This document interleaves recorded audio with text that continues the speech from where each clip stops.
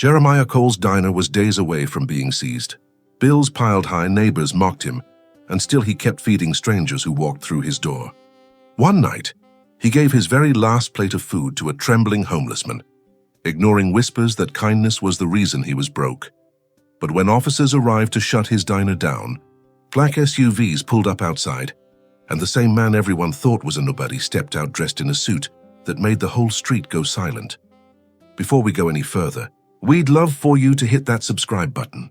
Your support means the world to us, and it helps us bring you even more powerful stories. Now let's begin. Jeremiah Cole's diner looked like a place time had almost forgotten. A chip neon sign buzzed weakly over the door, fighting against the drizzle of rain that had soaked the streets all afternoon. Inside, the smell of fried onions and strong coffee clung to the air, mixing with the faint dampness that always slipped in when the door opened. The booths were empty. Just cracked red vinyl seats, a few crumbs left behind from the morning's customers, and the low hum of an ancient refrigerator in the back. Jeremiah stood behind the counter, shoulders slightly slumped, wiping down the same spot with a rag that had long since lost its color. He wasn't polishing for cleanliness anymore. He was polishing to distract himself from the stack of bills in the office drawer he hadn't opened in 2 days. People said he was too generous for his own good. And maybe he was. Every evening someone hungry wandered in, sometimes an old woman, sometimes kids with hollow eyes, sometimes men whose shoes were falling apart at the seams. Jeremiah never turned them away. He'd slide a plate across the counter, no questions asked. It wasn't charity to him. It was survival. If I can cook, they can eat, he always muttered under his breath. That night, the bell over the door jingled softly. A figure stepped inside, thin, soaked, his coat hanging like a second skin. The man's beard was patchy. His eyes sunk deep and his hands trembled as if the cold had crept all the way into his bones. Jeremiah didn't hesitate. He gestured toward the nearest booth. "Sit down, brother. You're freezing." The man didn't answer, just shuffled forward. Hair smelled faintly of rainwater and the kind of exhaustion that clung after too many nights on concrete sidewalks. Jeremiah poured him a mug of hot coffee, set down a steaming bowl of chicken soup, and slid over a couple of painkillers from the jar he kept near the register. From the corner booth, 2 locals whispered loud enough for Jeremiah to hear. "See, that's why he's broke," one muttered, giving away food to every stray that walks in. The others snorted, "He'll lose this place before winter's done." Jeremiah's jaw tightened. He caught their reflection in the chrome of the coffee machine, but didn't turn around. He wasn't about to defend himself. What was the point? Let them think he was foolish. Instead, he focused on the man in front of him. The stranger sipped slowly, watching Jeremiah with a strange stillness, like he was studying more than just the food. Every movement of Jeremiah's hand, the way he tucked the rag into his apron, the way he leaned forward with concern, was met with an intent gaze. And though Jeremiah didn't know it, that gaze carried more weight than the gossip at the booth ever could. The rain outside tapped harder against the window. Jeremiah rubbed his tired eyes, unaware that the night had just written the first line of a chapter that would change his life forever. Morning light spilled through the diner's fog windows, streaked with dust where Jeremiah hadn't found time to wipe. The tables sat mostly empty, just a couple of regulars sipping coffee, their voices carrying louder than they probably realized. "Poor man's too soft," one said, stirring sugar into his cup. "Soft," the other scoffed. "It's stupidity. You don't give away food when you can't even pay rent." Both of them chuckled, shaking their heads as if Jeremiah were nothing more than a cautionary tale playing out in real time. Jeremiah pretended not to hear. He moved behind the counter with deliberate calm, refilling the salt shakers, adjusting napkin holders, anything to keep his hands busy.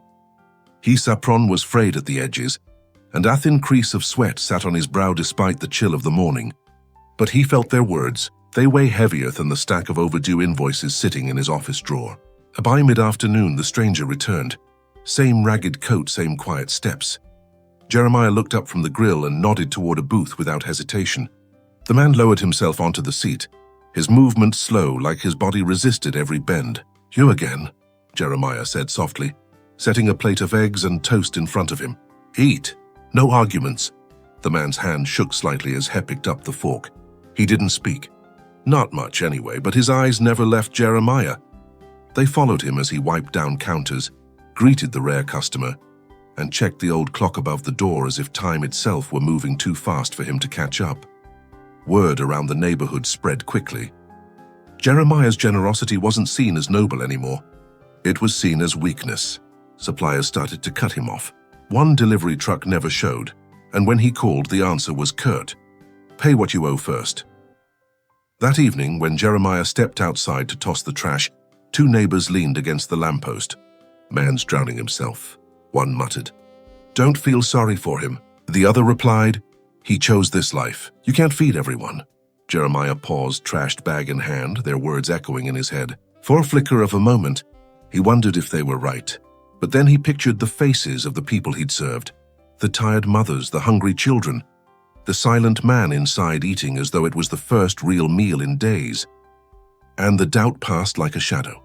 Inside, the dinner lights buzzed faintly. Jeremiah leaned on the counter. Exhaustion etched into the lines of his face. He didn't see it, but the stranger's eyes softened as though he recognized something in Jeremiah's weariness, something rare. The whispers kept growing outside, but Jeremiah kept showing up each day. As the man kept coming back, always silent, always watching. The week stretched on like a rope about to snap.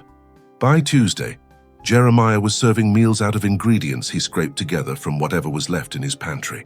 A half bag of rice, a few onions, a crate of bruised tomatoes he bought cheap from Avenda, who felt sorry for him.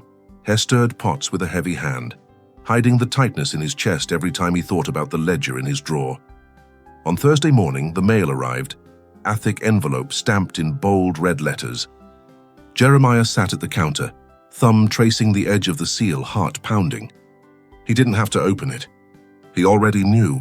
When he finally tore it open, the words confirmed his fear. Foreclosure. Unless the debt was paid, the restaurant would be seized within days. That evening, the diner was quieter than usual, just the hum of Thefridge and the clink of the stranger's spoon against a chipped bowl. Jeremiah sat across from him this time, too drained to stand. The man ate slowly, eyes on Jeremiah, and for a moment Jeremiah thought he might actually speak.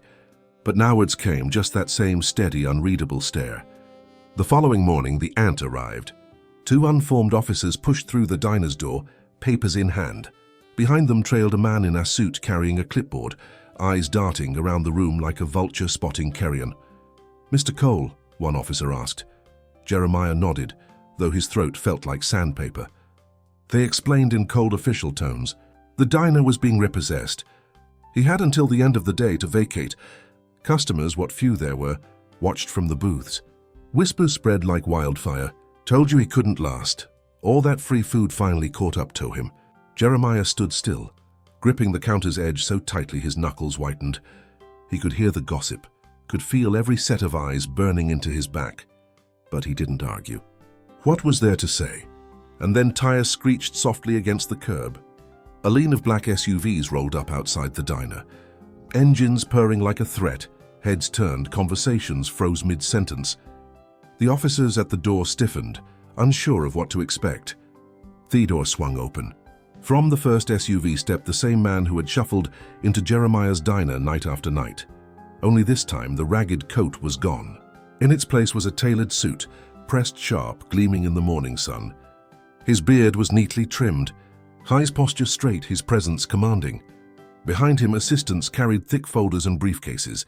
The diner fell silent. Forks froze halfway to mouths. Even the officers didn't speak. The man walked forward, each step deliberate, his gaze fixed on Jeremiah. Jeremiah's chest rose and fell, his breath shallow as the truth began to take shape in his mind. The man wasn't who he claimed to be. A revelation about to come would be bigger than Jeremiah, or anyone in that room could have imagined. The diner felt frozen in time. Even the hum of Thefridge seemed to fade as the man in the suit stepped fully inside. His shoe snapped against the worn floorboards, the sound echoing louder than it should have in the cramped space. Jeremiah's hands dropped from the counter. His rag, always in his grip, slipped quietly to the floor. The man stopped a foot away. He studied Jeremiah's face for a long moment, then placed a thick folder on the counter between them. His voice was calm, measured, but carried authority that silenced the room. "Mr. Cole, these are the deeds. This building, this diner, it's yours now. Paid in full, every debt cleared." Gasps rippled through the customers. The officers shifted uncomfortably, unsure if they were even needed anymore. Jeremiah blinked. trying to process the words. He shook his head slightly, as though refusing to believe what his ears told him. I don't understand. The man straightened his shoulders. You gave me food when I had nothing. You gave without asking, without judgment. You did it again and again, even when people told you it would ruin you. I wanted to see if that was who you really were or if it was just habit, so I dressed like this. He gestured to the memory of his ragged disguise. I tested you and you passed in ways I never expected. A murmur swept through the diner. The same neighbors who mocked Jeremiah days before now stared wide-eyed, some with shame heating their cheeks.